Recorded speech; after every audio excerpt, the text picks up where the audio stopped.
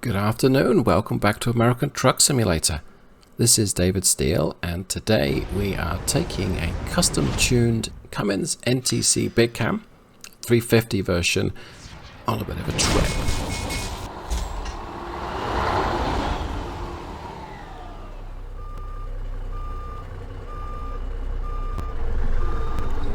Finally got the tanker trailer. Probably going to edit out the first attempt, but there we go. All right, let's get on the way. And it's not that I struggle at, well, okay, it is. I struggle getting Red Thunder, this long wheelbase Kenworth W900. I struggle to get it lined up with advanced coupling turned on, but it's on there now, so let's go. Let's I guess talk a little bit about what's under the hood of this particular truck today.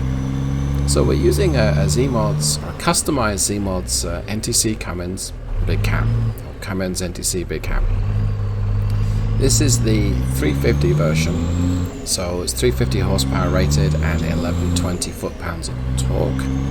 And I'm using a Fuller 9-speed transmission. I think it's an Eaton Fuller, I'm not entirely sure. That's configured as an 8 speed with a crawler gear or a low gear. Going to be using the crawler gear to move off today because this engine does not have that much low down. So moving off is a bit of a challenge. Now it's an overdrive transmission and we're using a 433 differential or rear end.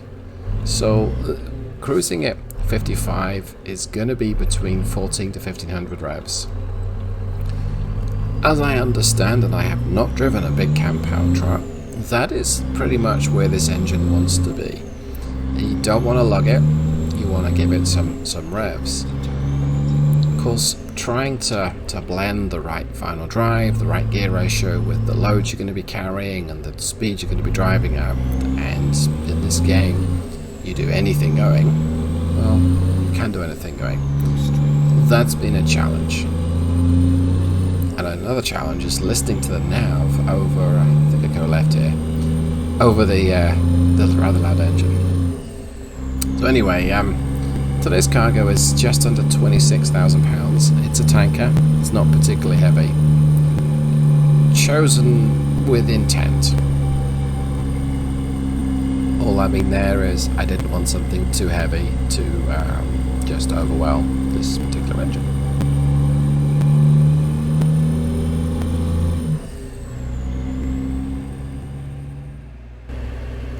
So no word of a lie, the reason why I'm playing around with this engine, well actually there are two reasons.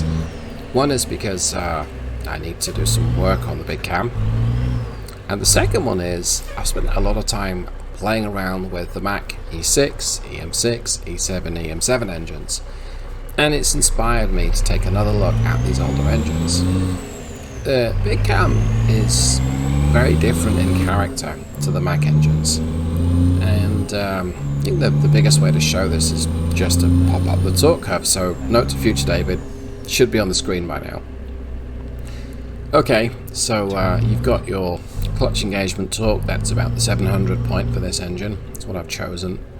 And then there's a fairly slow climb till about the 1200 points, and then it gets a little steeper.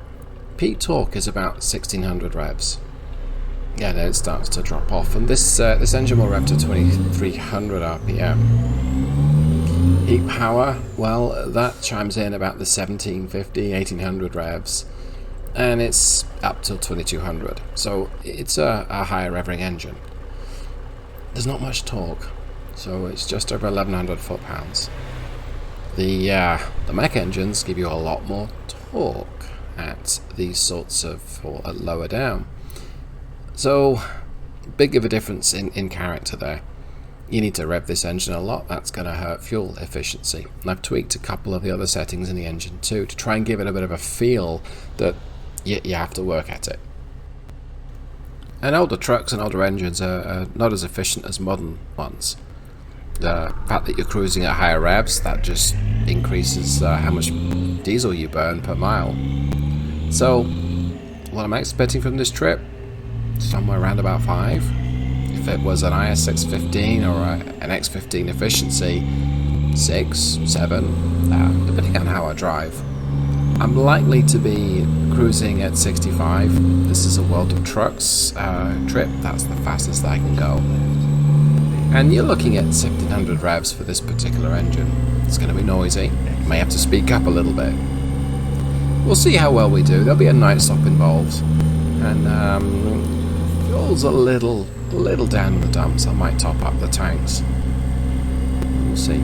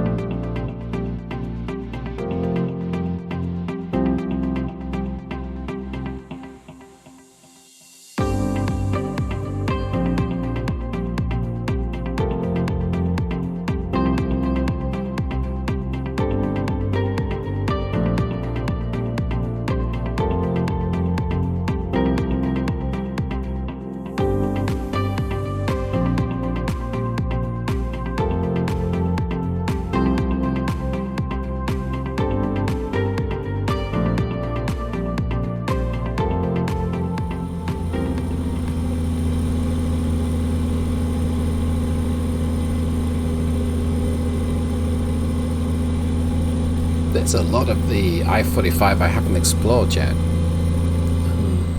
Houston to Dallas, and silence is the sound of a way station. Alright. That's the sound of a Jake brake. Gotta love the guttural sound that this engine makes. Chop it down into 7th and it just gets even louder. Right, I'm more curious as to how much we weigh. Not that much. It's a 26,000 pound cargo, but it's a big heavy truck. Just seems like a mile till I actually get to the way station. Maybe I'll skip through this when I edit. We'll see. Then again, I can hear the subtle turbo whistle just quietly. There we go, it's gone away. Okay. Moment of truth. Drum roll, please. Alright, mate. How much do I weigh? God, I don't think he's interested. Or understands me, for that matter. And... okay. 60,000 pounds, roughly. Well, that's fair enough. It's, doesn't entirely explain why this engine's making a bit of a meal out of any hill. Getting up to 65. Oh, yes, it does. That's right. Huh.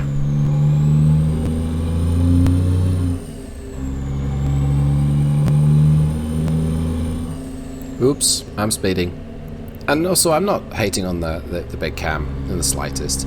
If anything, my gearing is probably a little too short, even though I'm not a heavy truck right now. And that's on me, because I'm the one that spec'd it.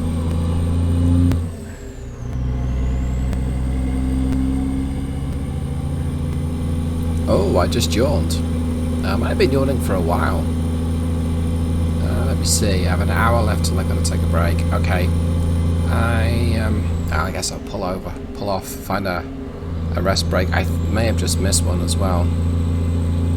And it's getting late. Oops. That's what happens when you're having so much fun. Okay. Let's check the map, and yeah, I've got to stop coming up. Alright, well that's good. Here's my exit. Guess we'll find somewhere to pull over and take a rest.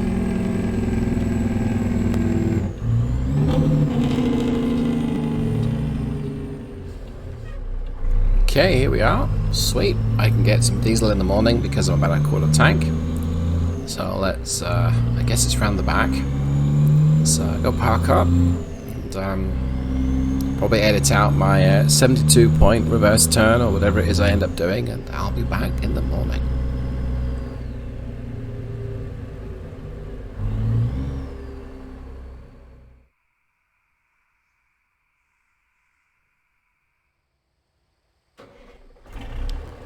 Right, good night of sleep, topped up the tanks, time to hit the road and head back north.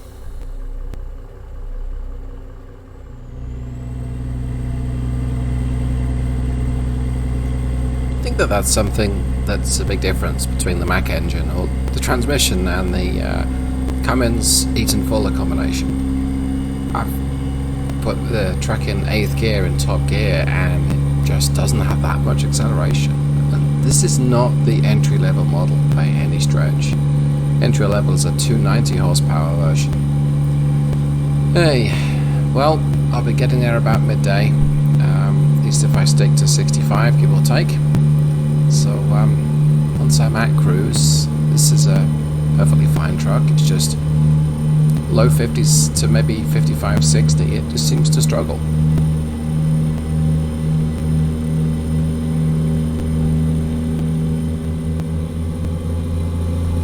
I don't think you can read it from this water tower, but this is Conroe.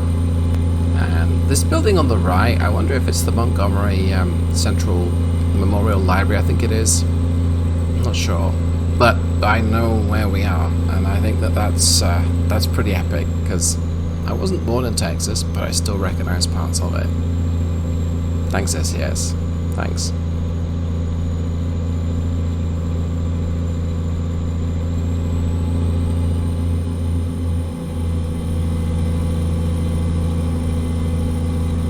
I know that this engine's noisy, and I think it's one of Zee's older sound sets. I just love the fact that it sounds like it is just working so hard, even at a cruise. And when I'm cruising it at a 65, the trip is showing, or the instantaneous fuel consumption is showing 5 to the gallon, which is about what I expected. It's just getting up to cruise, it uses a little bit more. This is an angry Jeep. Seeing those with the little cutouts over the headlights. Anyway, still on our way. Still got a bit of a distance to go, so making fairly good progress. I am glad I stopped for fuel. Stopping on the way is not great. Always better if you combine it with a night stop.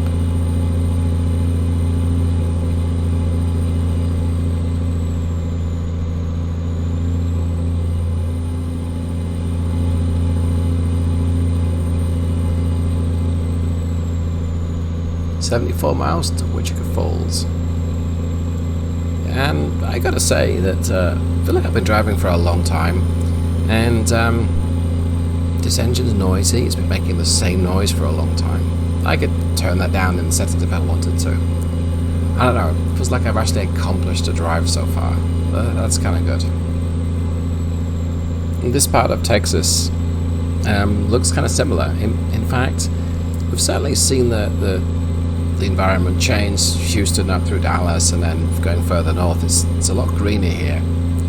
It's not the most interesting of landscapes, and it's fairly quiet on the roads. This is, of course, a Sunday morning. I'm not going to get there till about midday. That makes a difference.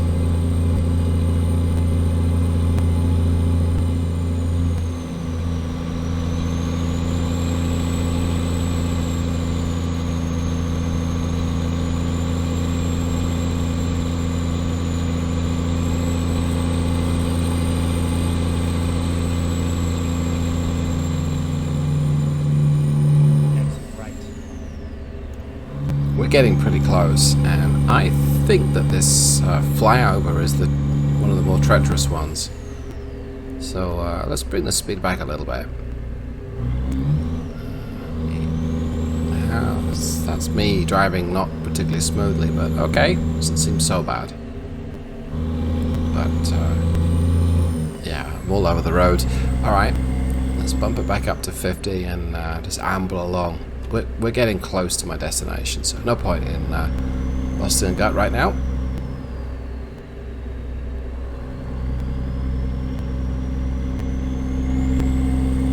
Well, maybe not as close as I thought.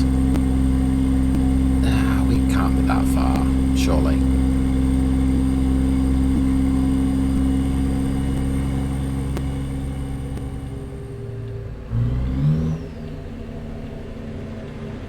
I think it's just up here on the right, maybe, or on the left. So we'll find out in a second.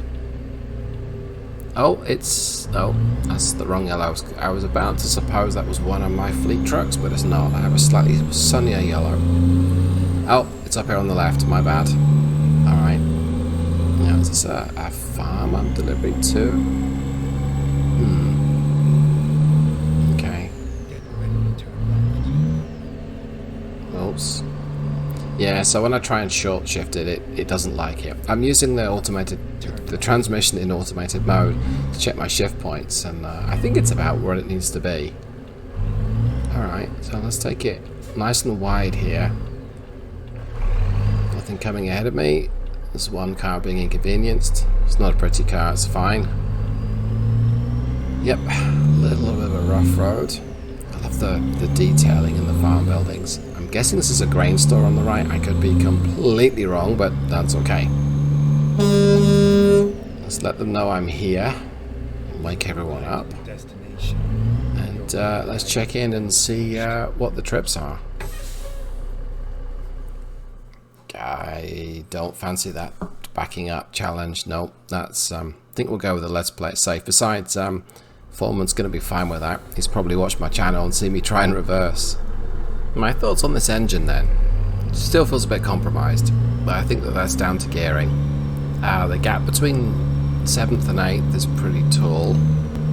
It pulls okay from rest. It's probably one of those engines that really wants a 13 speed. Cruising's okay. It's kind of noisy. It's not particularly efficient, but I enjoy it. So I think the definition is close to where it needs to be, and that's great. Anyway, let's look at the mileage. Let's listen to the background sound effects. Alright, let's check in, see how well we did.